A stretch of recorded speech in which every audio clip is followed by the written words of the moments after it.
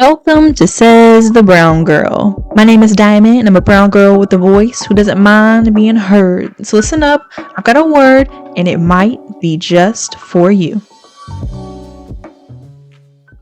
If you are new to the podcast, welcome and thank you for joining. If you are an OG, what's up? I am back and refreshed on Says the Brown Girl. It's been a year, I can't believe it, since I've shared with you all what's on my heart, and it is pumping with enlightenment for you all. I want to change the format of this podcast, and I hope you all find it refreshing and helpful as you go about your daily lives as well. Whether you're spiritual or not, my goal is that anybody and everybody can get something out of the messages that I bring. So I want to use my life events to help someone else who may be going through the same things that I am. Or if you're not, then if you know somebody, you're able to encourage them. And so I hope to reach the whole world if I can, because I've got a lot to say and I think it'll be very helpful. I want my generation, the ones that came before me, the ones that will come after me, to become rich in knowledge and equipped with the tools needed to thrive in this earthly life while we're here. While we're here, we might as well make the best of it. So, I want to update you all on this past year since I've talked to you all. Okay, let's start with December. December 14th, 2021 was the last podcast that I shared with you all. And so, after that, I went on a 5-month hiatus from social media. So, I deleted all my social media apps. I was not present on them for 5 months, just fasting and getting ready for graduation. I wanted to be so focused on graduation and do the best that I could in my classes, because my senior year, my last semester, I was taking 18 credit hours. I had an unexpected class that I had to take in order to finish the requirements for my degrees. And so I was all on campus. I was studying like crazy. It was wild. There was like times where I just wanted to drop some classes, drop a major, drop my minor. Like I wanted to just give up, but I pushed through and I finished with my 2 bachelor degrees and minor. So if you're listening to this, it's finals time. Keep going. You got it. So that was from December to May 2022. So now we're in this year. On March 14th, during that hiatus, I turned 21. On April 30th, during that hiatus, I got engaged.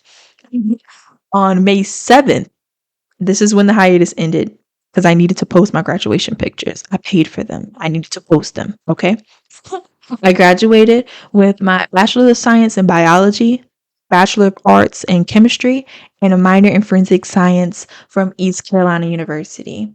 So that was all within a matter of 3 months right there. 2 days after I graduated, I moved away to Winston-Salem, North Carolina, 3 hours from home, 3 hours from everything that I knew from 0 to 21 years old. And soon after that, I got married. And the day after that, I started my first full-time big girl job. So all of these major life goals at such a young age, it forced me to mature and develop into this adult figure so quickly, from literally when I graduated to weeks later, I'm like jumping into the deep end. And for some reason, I still wasn't satisfied. With all of these major accomplishments that I'm going through, I wasn't satisfied. It wasn't good enough for me. I'm doing things that people way older than me only dream of accomplishing. Yet, I find myself thinking that I'm not doing enough.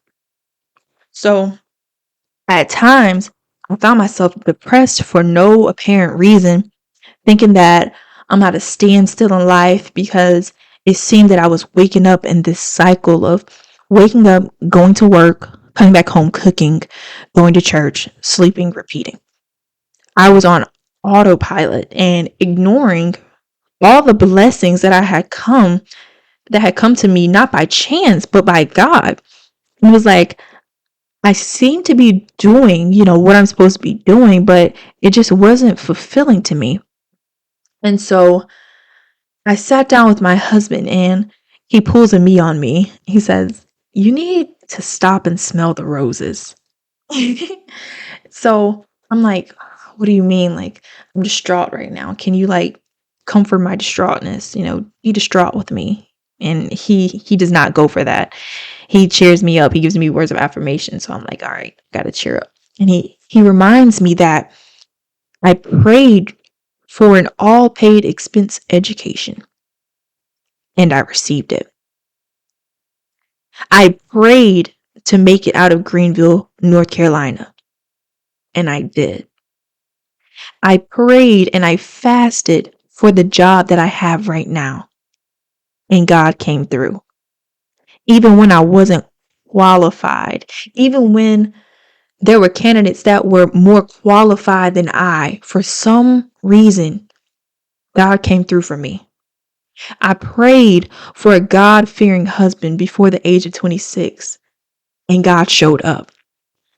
These things may have not come when or how I wanted them, but I remained like 1 Corinthians 15:58, focused, steadfast, unmovable, and always abounding in the work of the Lord because I knew my work was not in vain. So the title for today is My Little is a Lot. And I have 3 key points that I want you to take away today.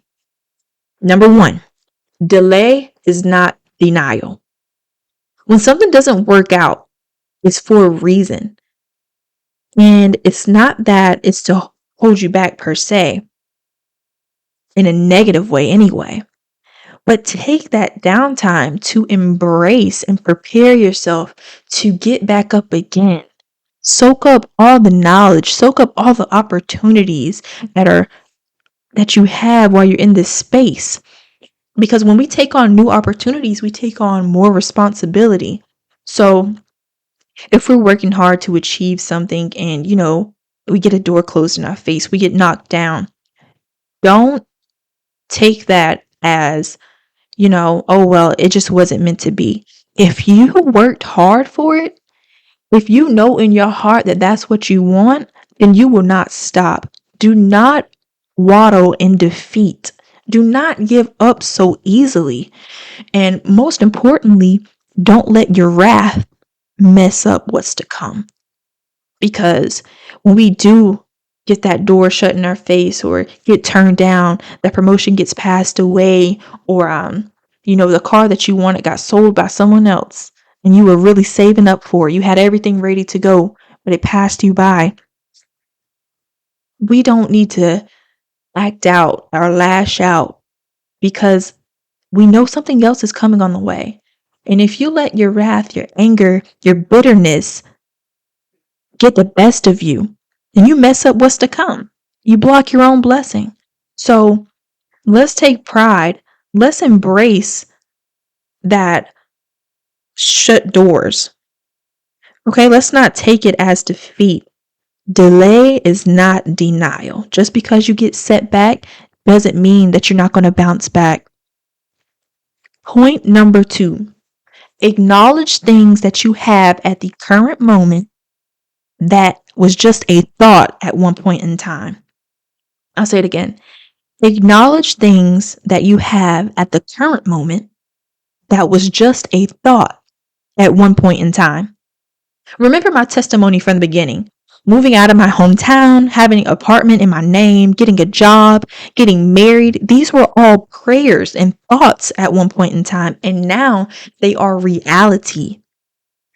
You can't get caught up in always looking for the next thing to happen that you don't appreciate what you have now. Again, smelling the roses. You have to have gratitude. You have to appreciate the things or the time that you have now. This opens up the door for better opportunities. When you're able to sit there and look at the things that are around you and say, wow, I've come a long way. I didn't always used to be like this. I'm grateful. I'm grateful that I have this life that's so abundant. I'm not lacking. Even though we still have that desire to achieve more, that's awesome. But look at where you are right now and what you had to do to get there. and where you had to come from to be here right now. That you had to let go of how you used to feel. You don't feel like that anymore. You're not in that situation anymore. And you don't look like, you don't look like what you've been through. And that's awesome. We've been taken care of. Which leads me to my third point. Take care of what you currently have like it's what you dream of having. Again, take care of what you currently have like it's what you dream of having. So this means you take care of what you have right now like it's the best thing that you've ever had. Like it's what you are going to wake up to tomorrow. Like, I'm going to treat my Mazda like a Maserati. Okay? I'm going to treat it so well because when I get to that point, when I have a Maserati, it's not going to be any different.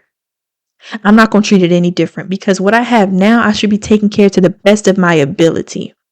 If you can't manage the things that you have right now, how are you going to be able to manage more? For example, I feel like I can be honest with you all since you've taken the time to make it this far into the podcast. So a little backstory. When my husband and I first got married, this is this year, so I'm 21. He was 22 at the time. We didn't have that many funds.